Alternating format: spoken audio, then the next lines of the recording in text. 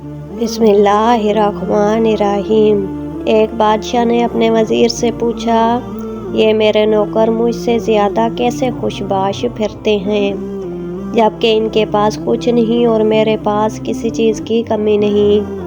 وزیر نے کہا، بادشاہ سلامت، اپنے کسی خادم پر قانون نمبر 99 کا استعمال کر کے دیکھیے۔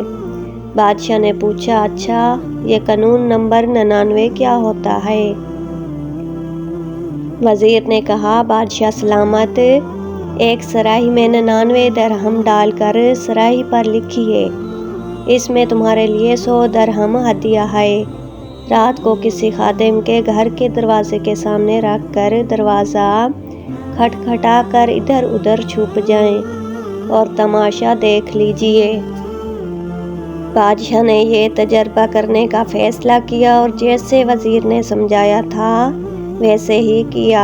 صراحی رکھنے کے بعد دروازہ کھٹکھٹایا اور چھپ کر تماشا دیکھنا شروع کر دیا۔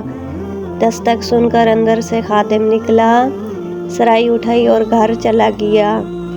درہم گنے تو 99 نکلے، جبکہ صراحی پر لکھا 100 درہم تھا۔ خادم نے سوچا، یقیناً ایک درہم کہیں باہر گرا ہوگا۔ خادم اور اس کے سارے گھر والے باہر نکلے اور درہم کی تلاش شروع کر دی۔ ان کی ساری رات اسی تلاش میں گزر گئی۔ خادم کا غصہ اور بے چینی دیکھنے کے لائق تھی۔ اس نے اپنے بیوی بچوں کو سخت سست بھی کہا، کیونکہ وہ درہم تلاش کرنے میں ناکام رہے تھے۔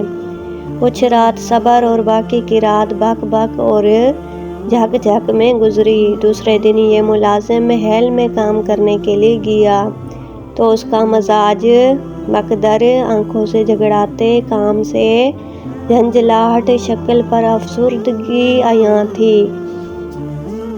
بادشاہ سمجھ چکا تھا کہ 99 کا قانون کیا ہوا کرتا ہے۔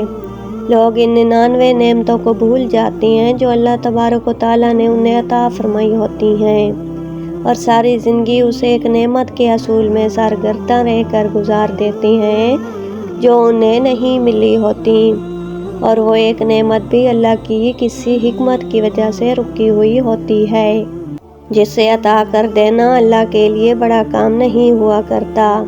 لوگ اپنی اسی ایک مخصوص نعمت کے لیے سرگرداں رہ کر اپنے پاس موجود 99 نعمتوں کی لذتوں سے محروم مزاجوں کو مکدر کر کے جیتے ہیں۔ حاصل ہو جانے والی 99 نعمتوں پر اللہ تبارک و تعالیٰ کا احسان مانیے اور ان سے مستفید ہو کر شکر گزار بندے بن کر رہیے۔